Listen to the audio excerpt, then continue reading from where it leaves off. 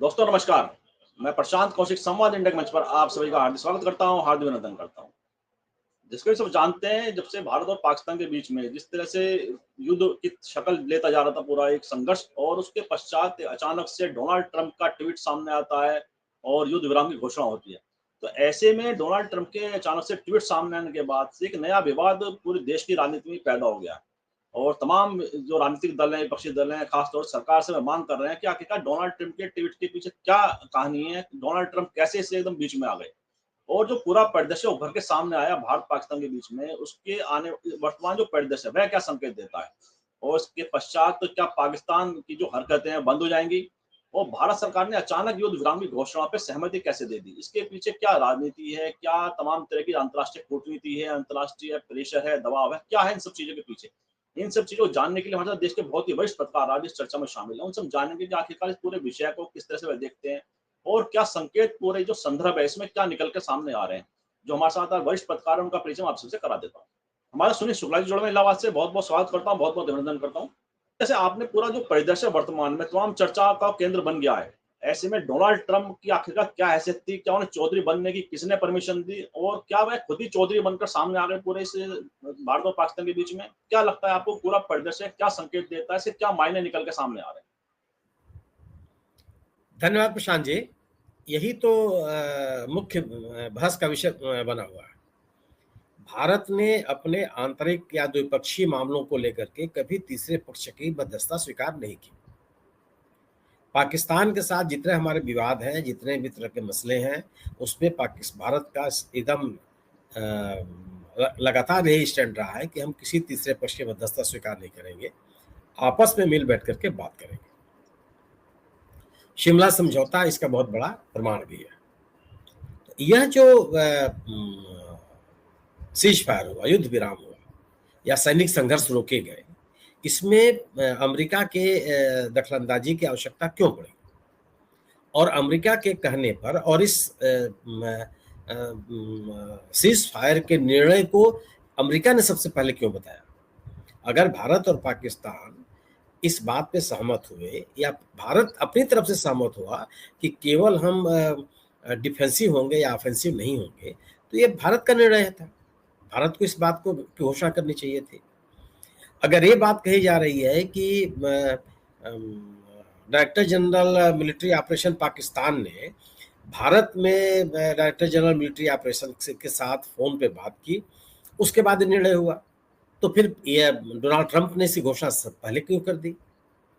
यही चिंता का विषय है कि भारत अपने पिछले 70 सालों से अधिक समय से कभी भी तीसरे ताकत के सामने कभी झुका नहीं, अपने मसलों को लेकर के कभी किसी की मध्यस्थता नहीं स्वीकार किया, और इस युद्ध में भी, इस संघर्ष में भी हम बहुत आगे थे। पाकिस्तान सैन्य संघर्ष में भारत के मुकाबले कहीं नहीं टिकता, प्रश्न ही नहीं है। और मैं यह बात इसलिए नहीं कर रहा हूं कि मैं भारत का नागरिक हूं या कोई मेरे राष्ट्रबोध की वजह से। राष्ट्रबोध तो है ही है, इसके साथ साथ यह तथ्य भी है। यह मेरा आत्मविश्वास भारतीय सैन्य बल के जो आंकड़े हैं, जो वस्तुस्थिति है, उसके आधार पर है कि दूर दूर तक कहीं संभावना नहीं है। दुनिया के पैमाने पर भारत के सैन्य बल का आकलन 5वें नंबर पर किया जाता है दुनिया में, और पाकिस्तान का मूल्यांकन 19वें नंबर पर किया जाता है। कोई तुलना है क्या? सवाल इस बात का है। और हर मतलब तीनों सेनाओं में भारत का कोई मुकाबला नहीं है पाकिस्तान से।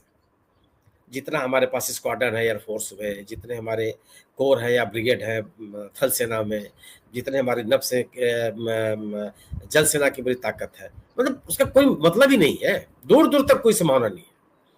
पाकिस्तान की ताकत नहीं है कि वह एक जो पूर्ण युद्ध है वो 10 दिन में लड़ ले, उसके पास इतनी क्षमता नहीं है, उसके पास इतना मुद्रा कोष नहीं है, दुनिया से अस्त्र शस्त्र खरीदने की उसके पास ताकत नहीं है।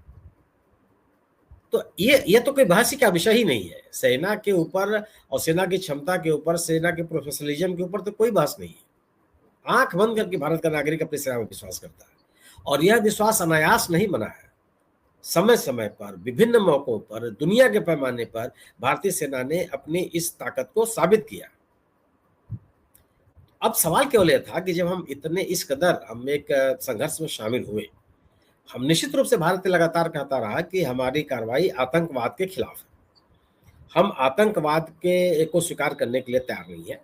आतंकवाद को संरक्षण देने, उनको सहयोग करने, उनको प्रेरित करने, अपनी जमीन के उपयोग करने, किसी भी तरह की किसी की अगर भूमिका होगी तो हमको स्वीकार नहीं करेंगे। पूरा देश आपके साथ है। लेकिन अगर यह संघर्ष शुरू हुआ तो फिर इसको एक अंजाम तक जाना चाहिए था, लोगों का ये मानना है, एक परिणाम तक जाना चाहिए था।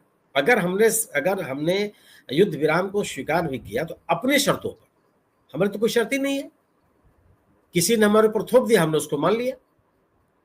और इससे पलट अमेरिका ने कश्मीर के विषय को उठा दिया और इसमें मध्यस्थता की बात करने लगा।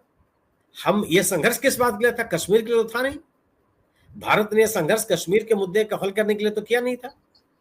भारत ने यह संघर्ष, भारत ने यह भी नहीं कहा कि हम पाक ऑक्युपाइड कश्मीर पे कब्जा करना चाहते हैं। भारत ने केवल यह कहा कि मेरी ये कार्रवाई आतंकवाद के खिलाफ है, जो आतंकी ठिकाने हैं उनको नष्ट करना है। पूरा देश उनके साथ था।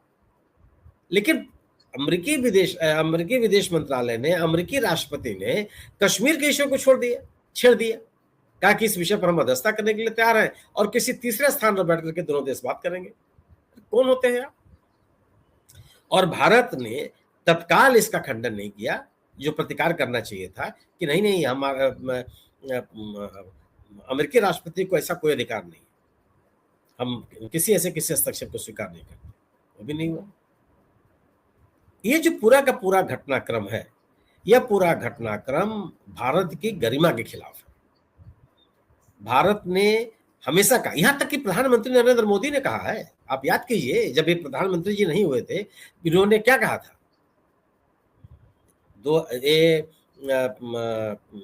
कि कभी तीसरे देश का हस्तक्षेप नहीं स्वीकार करेंगे। इन्होंने पूर्ववर्ती सरकारों की आलोचना की थी कि आप केवल डोजियर का आदान प्रदान क्यों करते हैं। उन्होंने कहा कि लव लेटर लिखना बंद कीजिए। इन्होंने सवाल पैदा किए थे। कोई ऐसा नहीं है कि पहली बार सवाल पैदा हो रहा है। आप याद कीजिए कि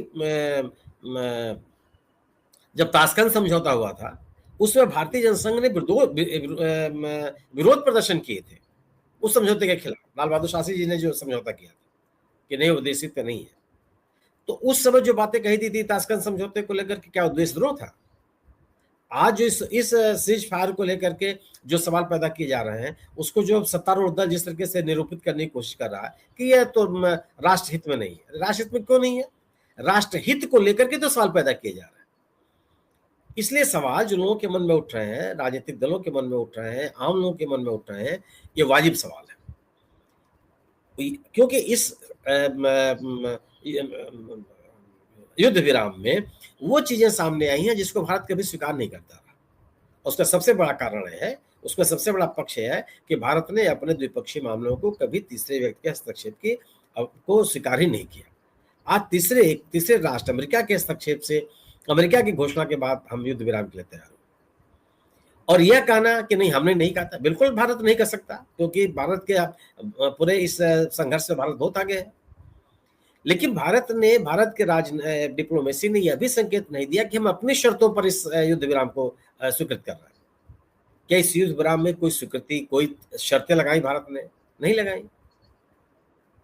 तो एक तरह से जो भारतीय गरिमा है उसके साथ समझौता होता हुआ दिखाई पड़ा, इसलिए सवाल पैदा हो रहा है।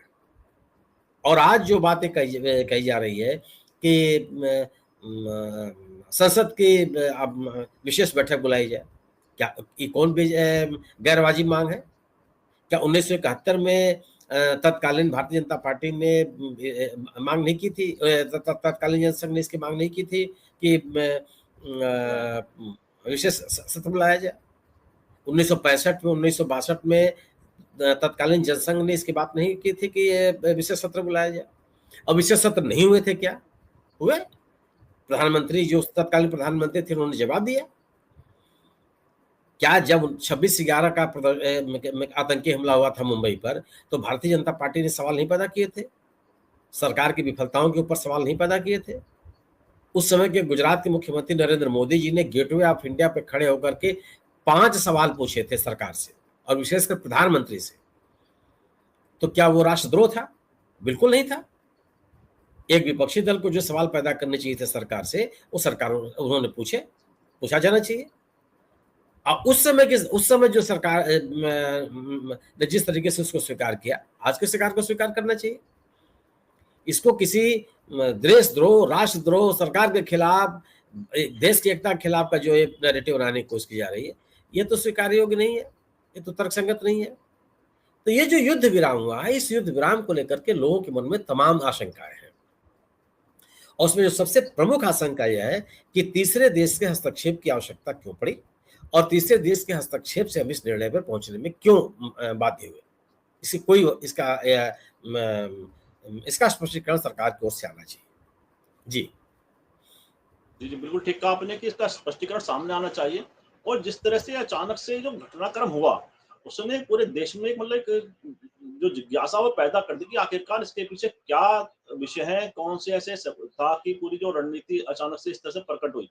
और एक देश में माहौल था, जिस तरह से भारतीय सेना ने अपने पराक्रम से, अपने शौर्य से पाकिस्तान को एक इतना तगड़ा जवाब दिया था कि वह उससे बिलबिला रहा था, पूरी दुनिया के अंदर उसकी दिखाई दे रही थी कि कितना कमजोर है। और जैसा आपने कहा कि हमारी सैन्य क्षमता के आगे, हमारी सैन्य ताकत के आगे पाकिस्तान कहीं भी नहीं ठहरता है।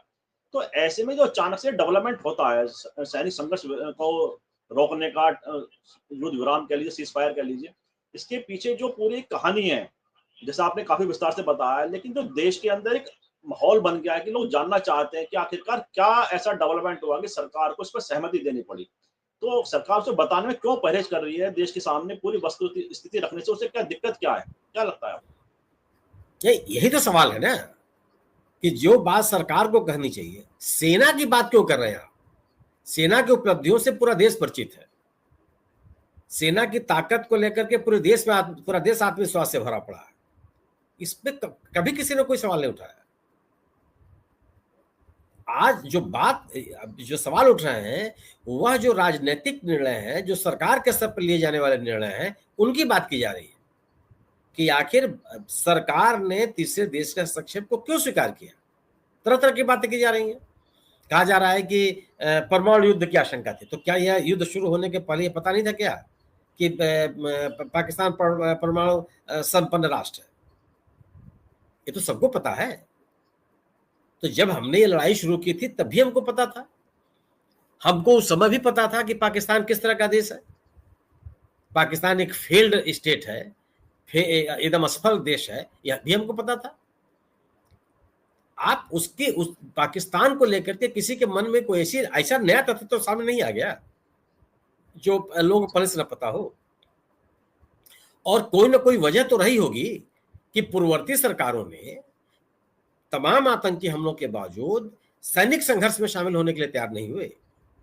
डिप्लोमेटिक लेवल पर उसका मुकाबला किया उन्होंने, दुनिया के पैमाने पर अपना पक्ष रखा, अंतर्राष्ट्रीय संस्थाओं में अपना पक्ष रखा, और भारत के आतंकवादी गतिविधियों को, पाकिस्तान के आतंकवादी गतिविधियों को लेकर के सवाल पैदा किए।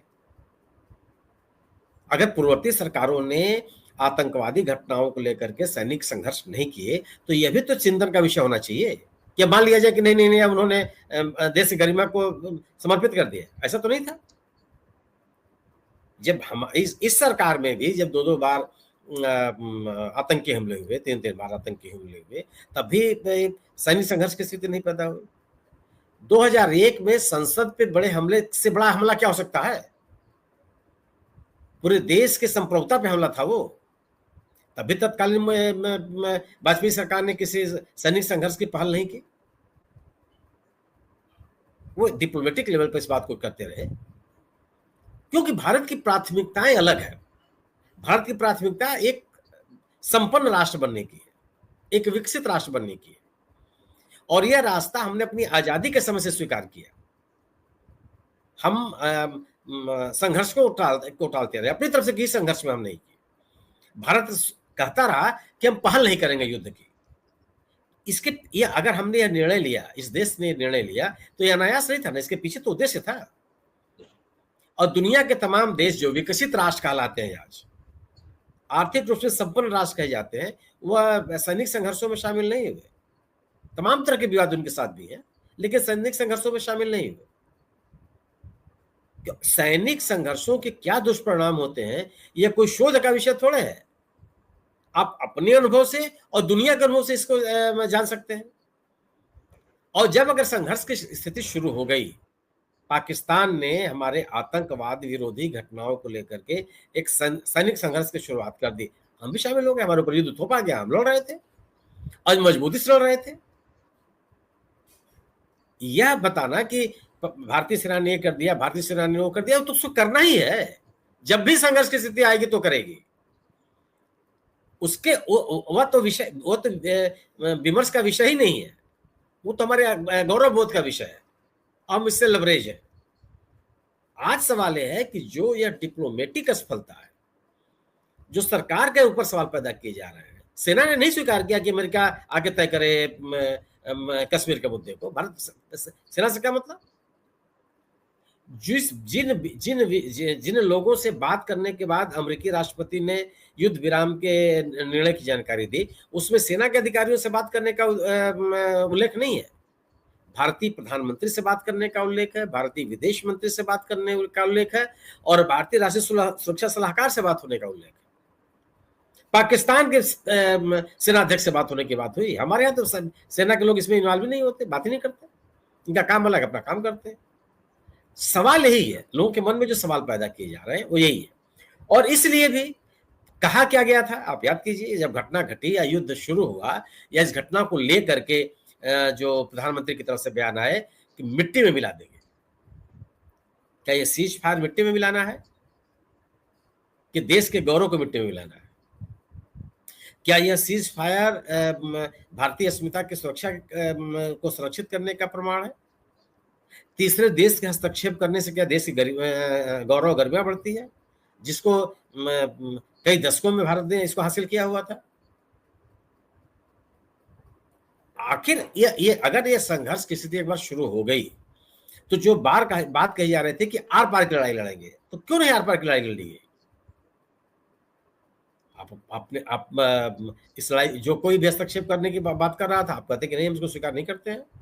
हमारा ये सवाल है, आप कम से कम जो आतंकवादी पाकिस्तान ने पनाह लिए हुए हैं उन्हीं की बात करते कि पहले उनको प्रत्यार्पित करो तो हम इस संघर्ष को रोकेंगे। आप यही कहते कि जिन 21 आतंकवादी ठिकानों की पहचान भारत ने की है, पहले आप उसको खत्म करो तब हम इस संघर्ष विराम के लिए स्वीकार करेंगे। कुछ तो ऐसा कहा जाता है जिससे भारत का गौरव बढ़ता, भारत की गरिमा बढ़ती, भारत का सम्मान बढ़ता। एक निर्णय हुआ और सब लोग मान लिए। तो जो सैन्य संघर्ष हुआ, इसका हासिल क्या है भारत के लिए? निश्चित रूप से यह देश कभी भी युद्ध के लिए तैयार नहीं होता रहा, युद्ध के पक्ष में नहीं रहा। प्रधानमंत्री जी ही कहते रहे हैं, जिन्होंने कहा था रूस और यूक्रेन के संघर्ष में कि यह दौर युद्ध का नहीं, बुद्ध का है। तो जब ये बुद्ध का दौर था और इसके बावजूद भी आप सैन्य संघर्ष में शामिल हो गए, ठीक है, फिर एक अंजाम तक जाता है। इस संघर्ष को लेकर के इस देश में किसी ने विरोध नहीं किया, एक नागरिक ने इस युद्ध के खिलाफ कोई आवाज नहीं उठाई। ठीक है, संघर्ष शुरू हो गया, संघर्ष न हो इसके बाद सब करते रहे, सब ये कहते रहे कि डिस्कलेट हो, मतलब ये बहुत बढ़े ना। लेकिन अगर संघर्ष शुरू हो गया है तो किसी न किसी नतीजे पर तो पहुंचा जाता और उसके बाद निर्णय हो जाता। किसी कोई समस्या नहीं थी, कोई बात नहीं करता। लेकिन इस सवाल इसलिए पैदा हो रहा है, शांति बहाली हुई, स्वागत योग्य है। सैनिक संघर्ष रुके, स्वागत योग्य है। लेकिन उन कारणों की व्याख्या तो ही की जाएगी कि आखिर किन हालात में हो। और उसमें सबसे बड़ा सवाल यह है तीसरे पक्ष की भागीदारी, जिसको इस देश ने बड़े लंबे संघर्ष के बाद स्वीकार किया। आप 1971 की लड़ाई में याद कीजिए, भारत ने अमेरिकी हस्तक्षेप को स्वीकार नहीं किया ना। हम अपनी बात मानेंगे। प्रधानमंत्री जी कहते रहे हैं कि कोई भी महाशक्ति कौन होती है भारत के मामले में हस्तक्षेप करने के लिए। आप याद कीजिए कि एक न्यूज चैनल पर अपने इंटरव्यू उन्होंने क्या कहा था 2013 में, कौन होता है कोई ताकत हमसे बात करने वाली। आखिर अनायास आप इस स्थिति पे क्यों पहुंच गए कि आपने किसी तीसरे देश के हस्तक्षेप को स्वीकार कर लिया? ये तो सवाल पूछा जाएगा ना, और ये सवाल अगर पूछा जा रहा है तो गैर वाजिब सवाल नहीं है। जी बिल्कुल ठीक कहा कि आपने, सवाल तो पूछा जाएगा क्योंकि अचानक से ऐसा घटनाक्रम सामने आया, उसने सभी को चौंका ज़रूर दिया था। अच्छा, एक बात और इसमें सामने आई, जो हमारे विदेश सचिव हैं मिश्री जी जो हैं, जिस तरह से वह अपना प्रेस के संबोधित कर रहे थे, पूरा ब्रीफिंग कर रहे थे, पूरा वस्तुस्थिति सामने रख रहे थे। युद्ध विराम के पश्चात उनको जिस तरह ट्रोल किया गया, जिस तरह से उनके बारे में, उनके परिवार के बारे में अनर्गल और अमर्यादित टिप्पणियाँ सोशल मीडिया पे की गई, वह क्या दर्शाता है कि विदेश सचिव को टारगेट पे लेना, क्या जो ट्रोल आर्मी है, जिस तरह से ट्रोल आर्मी का एक नया वर्ग ऐसा तैयार हुआ है समाज के अंदर, जो लगातार अनर्गल अमर्यादित प्रलाप करती रहती है सोशल मीडिया पे, और विदेश सचिव को इस तरह से टारगेट पे लेना, यह क्या दर्शाता है? ट्रोल आर्मी के, तो ये ट्रोल आर्मी तो सत्तारूढ़ दल ने पैदा की है और किसी विषय पर कुछ नहीं बोलते। दुर्भाग्य है कि जो जो ये ट्रोल आर्मी है, इसमें जो लोग आज विदेश सचिव को ट्रोल कर रहे हैं, उसमें से कई ऐसे हैं जिनको सत्तारूढ़ दल के वरिष्ठतम लोग फॉलो करते हैं। वरिष्ठतम उनके फॉलोवर हैं, या सत्तारूढ़ दल के तमाम लोग इनके फॉलोवर हैं, जो लोग आज विदेश सचिव को ट्रोल कर रहे हैं। युद्ध विराम का निर्णय विदेश सचिव का निर्णय थोड़े था। आप ये जो ट्रोल आर्मी है, ट्रोल आर्मी के माध्यम से इस विषय को भी सत्तारूढ़ दल डाइवर्ट करना चाहता है कि इसको विदेश सचिव के सिर पे इसका ठिकाना फोड़ दिया जाए। ये संभव है क्या? विदेश सचिव निर्णय लेते हैं इस मामले में। सरकार के निर्णय को बताना, मैसेंजर के ऊपर हमला कर देंगे आप। और सबसे बड़ा दुर्भाग्यपूर्ण बात यह है और घोर आपत्तिजनक है कि ट्रोल करने वाले इन लोगों के खिलाफ, जो विदेश सचिव के खिलाफ आपत्तिजनक बातें कर रहे हैं, उसमें कोई कार्रवाई नहीं हो रही है। उनके उनके ट्विटर हैंडल या एक्स हैंडल बंद करने की बात नहीं की जा रही है। 8,000 लोगों के ट्विटर हैंडल बंद करने के लिए ट्विटर ने कहा कि भारत सरकार ने अनुरोध किया है। इसमें ये लोग शामिल है क्या? क्यों नहीं किया गया इनके खिलाफ कार्रवाई? इस बड़ा सवाल है कि आप अपने विफलताओं को आप विदेश सचिव के ऊपर फोड़ना चाहते हैं, उसके सिर पर डालना चाहते हैं। विदेश सचिव ने जितना गरिमापूर्ण तरीके से पूरे संघर्षों के दौरान देश का पक्ष रखा है, वो स्वागत योग्य, सराहना की जानी चाहिए उनकी। एक एक बात को उन्होंने लोगों के सामने रखा और आप उनके परिवार को टारगेट करेंगे। यह बताता है कि सरकार के समर्थकों में कितनी बेचैनी है, सत्तारूढ़ दल के सदस्यों में कितनी बेचैनी है कि वह खुद इस निर्णय का समर्थन करने की स्थिति में नहीं, कोई तर्क उनके पास नहीं है। और वो इसीलिए बार बार सेना सेना सेना की बात करते हैं। सेना के ऊपर सवाल कौन पैदा कर रहा है? और सेना के सशक्त होने में या मजबूत होने में आपकी कौन सी भूमिका है? सेना मजबूत है, हर सरकारी सेना को मजबूत करती रही है। ये प्रतिक्रिया हुई, या अभी किसी ने जो ईरान के विदेश मंत्री के ऊपर टिप्पणी की, जिसको लेकर के ईरान के दूतावास ने गंभीर प्रतिक्रिया व्यक्त की है, भारत सरकार से आपत्ति दर्ज कराई है। आप किस समय क्या बोलते? आप जो मेन स्ट्रीम मीडिया की जो भूमिका थी, किस तरह की बातें आप कर रहे थे? भारत सरकार कह रही है कि हमारा यह संघर्ष केवल आतंकवाद तक सीमित है। हम किसी नागरिक इलाके में, नागरिक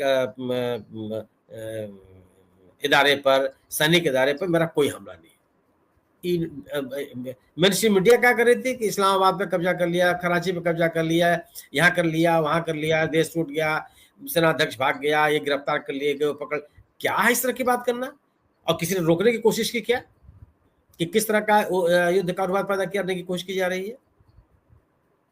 भारत देश के निर्णय के घोषित उद्देश्य के खिलाफ आप लगातार बातें की जाती रही, लगातार की जाती रही, कोई रोक टोक नहीं हुआ।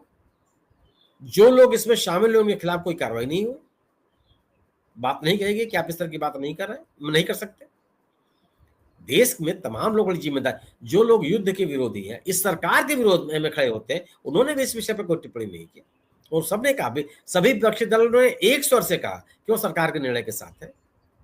इस पूरे मुद्दे पर भारतीय जनता पार्टी के इस सरकार के खिलाफ पूरा का पूरा विपक्ष जितना मजबूती के साथ खड़ा रहा, भारतीय जनता पार्टी एक विपक्षी पार्टी के रूप में इतनी मजबूती के साथ किसी मौके पर नहीं खड़ी हुई। 26/11 का उदाहरण आपके सामने है।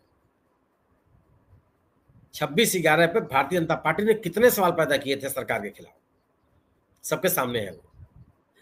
तब भी उस बात को मैं अनुपयुक्त नहीं मानता, वो उचित था। एक लोकतांत्रिक देश में सरकार के कामकाज के ऊपर सवाल पैदा करना चाहिए। सेना के नाम पर और सैनिक गतिविधियों के नाम पर उसको ढकने तोपने की कोशिश बहुत उचित नहीं है।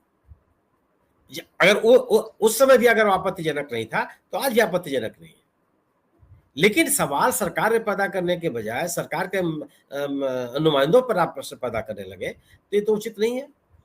और उसमें सबसे आपत्तिजनक बात है कि ऐसे लोगों को रोकने की कोई कोशिश नहीं की जाती, कोई विधिसम्मत कार्रवाई नहीं की जाती। सबको अधिकार है अपनी बात रखने का, लेकिन अपनी बात रखने की का भी तो कोई ना कोई एक सीमा है, उसका भी तो एक संहिता है, उसकी भी तो कोई एक शास्त्रीयता है। कुछ भी कहते हैं किसी के बारे में, परिवार के बारे में हमला करेंगे आप विक्रम मिस्त्री के कामकाज के तरीके पर कोई आपत्ति कर सकते हैं, उनकी आलोचना कर सकते हैं, विदेश सचिव के रूप में उनके गतिविधियों को लेकर के आप उनकी आलोचना कर सकते हैं, लेकिन उनके परिवार के ऊपर आप टिप्पणी करें और उनके ऊपर इस तरह की टिप्पणी करने वालों के खिलाफ कोई विधिसम्मत कार्रवाई भी ना हो, ये चिंता पैदा करता है। और ये भी है कि अगर यह इस बात को भी साबित करता है कि सत्तारूढ़ दल के समर्थकों के बीच में बेचैनी है।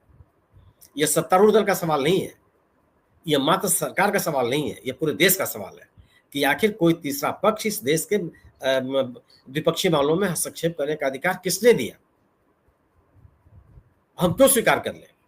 ये हालात क्यों पैदा हो गए? जी बिल्कुल ठीक बात है कि इस तरह के हालात क्यों पैदा हो गए, और साथ ही थर्ड पार्टी जो उसमें डोनाल्ड ट्रंप की जो एंट्री हुई है वह किस कारण से हुई है, ये भी सामने तो आना चाहिए देश के सामने। अच्छा, जैसे आपने एक बड़ी महत्वपूर्ण बात और कही, विपक्षी दलों की जिस तरह से पूरी एक लामबंदी सरकार के साथ खड़ी दिखाई दी पूरे घटनाक्रम के अंदर, और विपक्षी दलों ने कहीं भी सरकार की आलोचना नहीं की, उनके खिलाफ कोई खड़ा नहीं हुआ। उन्होंने पूरी ताकत के साथ पूरा लामबंद होकर सेना के साथ और सरकार के साथ में खड़े दिखाई दिए। ऐसे में सरकार को विपक्षी दलों की जो समर्थन था पूरा, एक वो समर्थन सरकार को विपक्षी दलों ने दिया कि जो भी आप फैसला करेंगे, जो भी आप निर्णय लेते हैं, हम आपके साथ हैं। क्या उस ताकत को और इजाफा अपने अंदर उन्हें विश्वास में लेकर उनके साथ बैठकर उनसे तमाम बातें चर्चा करके रणनीति बनाने की तरफ और ज्यादा मजबूत गठजोड़ दिखाना चाहते हैं अंतर्राष्ट्रीय स्तर पर भी? क्या सरकार चूक गई उसके अंदर? क्या लगता है आपको? नहीं, बिल्कुल मैं मजबूती के साथ खड़ा होना चाहिए था। पूरा विपक्षी दल आपके साथ खड़ा रहा। लेकिन अगर आप सैन्य कार्रवाइयों को, इस तरह की इस गतिविधियों को राजनीतिक लिहाज से देखेंगे, भारतीय जनता पार्टी ने इस पूरे मुद्दे को लेकर के किस तरह से भुनाने की कोशिश की, जो पिछले युद्ध हुए थे उसको लेकर के किस तरह की टिप्पणियां की गई, किस तरह से सोशल मीडिया पर भारतीय जनता पार्टी ने पोस्ट डाले, जवाहरलाल नेहरू से लेकर के सोनिया गांधी के ऊपर किस तरह से हमले किए गए, 1971 की लड़ाई को लेकर के किस तरह के सवाल पैदा किए गए और बाद में पैदा किए गए। युद्ध विराम के बाद प्रधानमंत्री जी को लेकर के भारतीय जनता पार्टी के आईटी सेल ने किस तरह के पोस्ट डाले। क्या ये राजनीतिक लाभ लेने का अवसर है? ये भारतीय जनता पार्टी में जो सर्वदलीय बैठक हुई उससे प्रधानमंत्री जी क्यों नहीं शामिल हुए? नहीं शामिल होना चाहिए। क्या अतीत में कोई ऐसी सर्वदलीय बैठक हुई जिससे प्रधानमंत्री न शामिल हुए हो? कोई बैठक किसी दौर में, किसी अवसर पर, जो पूर्ववर्ती सरकार रही, चाहे अटल बिहारी वाजपेयी जी की सरकार रही हो, चाहे नरसिम्हा राव जी की सरकार रही हो, चाहे राजीव गांधी की सरकार रही हो, चाहे नरसिम्हा राव जी की सरकार रही हो, चाहे इंदिरा जी की सरकार रही हो, मनमोहन सिंह की सरकार रही हो, किसी की सरकार रही हो, जवाहरलाल नेहरू जी की सरकार रही हो, चाहे लाल बहादुर शास्त्री जी की सरकार रही हो, जब भी किसी ऐसे विषय पर सर्वदलीय बैठकें हुई हैं जिसका संबंध देश की सुरक्षा के साथ था, देश के कूटनीति के साथ था, प्रधानमंत्री शामिल हुए। प्रधानमंत्री ने विपक्षी दलों के साथ बैठ करके बात की। 1971 की लड़ाई आप याद कीजिए, इंदिरा गांधी ने, तत्कालीन प्रधानमंत्री ने, उस समय विपक्ष के नेता अटल बिहारी वाजपेयी को दुनिया के मंच पर भारत का पक्ष रखने के लिए भेजा। उनको उनसे बुला करके उन्होंने अलग से बातचीत की और वो भारत के प्रतिनिधि हुए, भारत का पक्ष रखा उन्होंने। ये स्थितियां क्यों नहीं हुई? क्या इसलिए कि भारतीय जनता पार्टी इस पूरे प्रकरण का राजनीतिक लाभ लेने की कोशिश कर रही थी? आप एक राष्ट्रीय मुद्दे को राष्ट्रीय मुद्दा बना रहने दीजिए, उसको दलगत मुद्दा क्यों बनाते हैं? लोगों के मन में से संदेह पैदा होते हैं। प्रधानमंत्री जी को एक सबके सामने प्रधानमंत्री को होना चाहिए। क्या कभी इस देश में ऐसा दौर आया है जब इस तरह की स्थितियां पैदा हुई हो, प्रधानमंत्री सामने न रहे हो, फ्रंट पर वही दिखाई पड़े, देश को ही संबोधित करते रहे हैं, देश से उन्होंने ही संवाद किया है, हमेशा वो अपने कार्यालयों में बैठ करके बैठक करते हुए नहीं दिखाई पड़े कभी। आज ये जिम्मेदारी, ये तो इस बात की अपेक्षा तो प्रधानमंत्री से की जा रही थी, इसलिए भी कि कहा जा रहा था कि बहुत ही सशक्त नेतृत्व है इस समय। तो सशक्त नेतृत्व के कहने के लिए थोड़ा होता है, वो परिलक्षित होना चाहिए कामकाज में, कूटनीति परिलक्षित होना चाहिए। उच्च स्तरीय बैठकों के सिलेक्टेड विजुअल्स रिलीज करना जिसमें केवल प्रधानमंत्री जी बात करते हुए दिखाई पड़ रहा है, इससे थोड़ा राजनय हो जाता है। राजनय में सक्रियता दिखाई पड़ती है हर जगह, आपकी उपस्थिति बता देती है कि आप किस तरह का संदेश देना चाहते हैं। ये सवाल पैदा हुआ, और ये सवाल अगर विपक्ष पैदा कर रहा है, देश के कुछ लोग पैदा कर रहे हैं, तो कतई से भी ये अतार्किक नहीं है, ये गैर वाजिब नहीं है। यह किसी भी लोकतंत्र में इस तरह के सवाल पूछे जाने चाहिए, और आज इस घटनाक्रम में जो सवाल पूछा जा रहा है ये स्वागत योग्य है। ये हमारे मजबूत लोकतंत्र के का एक परिचायक है। लोग सवाल पूछेंगे, कोई सवाल नहीं पूछ रहा है, कोई सवाल सैन्य गतिविधियों के ऊपर कोई सवाल नहीं पैदा कर रहा है, किसी ने नहीं किया। सैन्य गतिविधियों के नाम पर, सेना के प्रदर्शन के नाम पर विषय को डाइवर्ट करने, उसको ध्यान से हटाने की कोशिश नहीं की जानी चाहिए, जो सरकार से अपेक्षाएं थी, और सरकार ने क्या किया। आज सरकार की जवाबदेही पूछी जा रही है। यह पूछी जा रही है कि पहलगांव की यह घटना कैसे हो गई, और यह बात प्रधानमंत्री जी ने 26/11 में, उस समय के मुख्यमंत्री गुजरात के नरेंद्र मोदी जी ने पूछा था कि आखिर ये आतंकवादी मुंबई तक कैसे पहुंच गए, मुंबई में इनको हथियार उपलब्ध कैसे हो गया। ये उन्होंने सवाल किए थे, और मैं उन सवालों को बिल्कुल वाजिब मानता हूं। और आज के सरकार से वही सवाल पूछे जा रहे हैं कि पहलगांव में आतंकी कैसे पहुंचे, इसका जवाब नहीं देंगे आप। इस जवाब से बचने के लिए आप तमाम तरह के हथकंडे अपनाएंगे। जैसे 26/11 की घटना के लिए उस समय की सरकार जवाबदेह थी, आज पहलगांव की घटना के लिए सरकार जवाबदेह है। और सरकार इस जवाबदेही से अगर जितना बचने का प्रयास करेगी, उतने ही अपने आप को बेपर्दा करती चली जाएगी, क्योंकि लोगों के मन में लोगों के जहन में सवाल है, और गंभीरता से है। जी बिल्कुल ठीक बात है कि गंभीर सवाल है, और गंभीर सवालों से बचने की जगह उनका और स्पष्टीकरण सरकार दे, सामने आके बात करे तो ज्यादा उचित है उनके लिए भी। अच्छा, कार्यक्रम के अंत में आते हैं, और कर्नल सोफिया कुरैशी, जिस तरह की कर्नल सोफिया कुरैशी, व्योमिका सिंह, 2 महिला सैन्य अधिकारियों ने पूरा विषय को देश के सामने रखा, प्रेस ब्रीफिंग के द्वारा सामने रखा। तो जो उच्च स्तर पर यह फैसला हुआ होगा कि 2 महिला अधिकारी कर्नल सोफिया कुरैशी और व्योमिका सिंह आगे देश के सामने पूरा बताएंगी कि किस तरह की सेना किस तरह कदम आगे बढ़ा रही है, किस तरह से वह टारगेट हिट कर रही है। तो जो पूरा विषय था, इसको जो निर्णय लिया गया है इन महिला अधिकारियों के द्वारा, वह सामने रखा जाएगा। और क्या देश के अंदर सांप्रदायिक जो राजनीति करने वाले लोग हैं, क्या उन्हें संदेश देने के लिए पूरा इन दोनों सैन्य अधिकारियों को चयन किया गया? इसको किस तरह से आप देखते हैं कि इसके पीछे कितना बड़ा मैसेज था देश की सांप्रदायिक सौहार्द के लिए, सद्भाव के लिए, और पूरे एक राष्ट्रीय विचार के लिए, राष्ट्रीय नीति के लिए? क्या लगता है? बहुत ही स्वागत योग्य निर्णय था ये। भारतीय सेना और भारतीय सेना के अधिकारी इसके लिए प्रशंसा के पात्र हैं कि उन्होंने इन 2 महिला अधिकारियों को, जो अलग अलग संप्रदायों से आती हैं, उनको सामने रखा लोगों के बीच में। यह उन लोगों के लिए बड़ा संदेश था जो देश में सांप्रदायिक तनाव पैदा करने की कोशिश कर रहे थे, जो पहलगांव की घटना को इस रूप में निरूपित करने का कोशिश कर रहे थे कि धर्म पूछ के गोली मारी गई। पूरी आतंकी घटना को कमजोर करने का परसेप्शन बनाने की कोशिश की जा रही थी। और भारतीय सेना ने बार बार कहा, विदेश सचिव ने बार बार कहा कि हम एक धर्मनिरपेक्ष राष्ट्र हैं, और हम सांप्रदायिक तनाव पैदा करने की किसी कोशिश को स्वीकार नहीं कर सकते। विदेश सचिव ने देश के प्रति आभार व्यक्त किया कि इस तरह की किसी कोशिश को भारत के लोगों ने नकार दिया।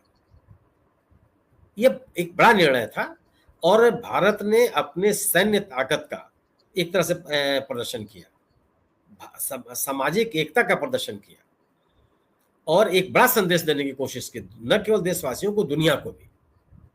और इस निर्णय को जो जिस मजबूती के साथ इन दोनों महिला अधिकारियों ने इस पूरी सैन्य कार्रवाई का भारत का पक्ष रखा लोगों के सामने, बहुत ही स्वागत योग्य है।